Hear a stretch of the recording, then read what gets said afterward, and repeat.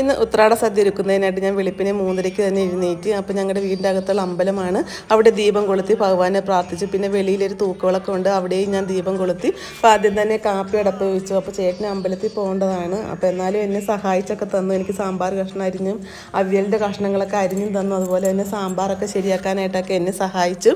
അത് കഴിഞ്ഞാണ് ചേട്ടൻ അമ്പലത്തിൽ പോയത്. അപ്പോൾ ഞങ്ങൾ സാമ്പാറൊക്കെ റെഡിയാക്കി. അപ്പോൾ ഇന്ന് ഉത്രാടം ആയതുകൊണ്ട് കുട്ടികളുടെ ഓണാണല്ലോ ഇന്ന്. അപ്പോൾ അവർക്ക് സദ്യ ഒരുക്കും. ഞങ്ങൾ എല്ലാ വർഷവും അവർക്ക് പായസം എല്ലാം വിഭവങ്ങളൊക്കെ ആയിട്ട് അവർക്ക് ഉത്രാടത്തിന് അവർക്ക് സദ്യ കൊടുക്കാറുണ്ട്. അപ്പോൾ ഇഡലിയും അതിനിടയ്ക്ക് ഞാൻ വേവിച്ചു. അപ്പോൾ അവിയലിൻ്റെ കഷ്ണമൊക്കെ റെഡിയാക്കി അവിയലും വേവിച്ചുകൊണ്ടിരിക്കുകയാണ്. അപ്പോൾ ഞങ്ങൾ ഉച്ചയായപ്പോഴത്തേക്കും ഞങ്ങൾ ചോറുണ്ണാനായിട്ട് ഇലയിട്ട് ചോറുണ്ടോ. അപ്പോൾ ഇന്ന് ഭഗവാനും ഞാൻ പുതിയ ഉടയാടയൊക്കെയാണ് ഉടുപ്പിച്ചത്, ഓണമായതുകൊണ്ട് ഭഗവാന് ഞങ്ങൾ ആദ്യം കൊടുത്തു. അത് കഴിഞ്ഞ് ഞങ്ങളെല്ലാവരും ഇലയിലിരുന്ന് ചോറുണ്ടു.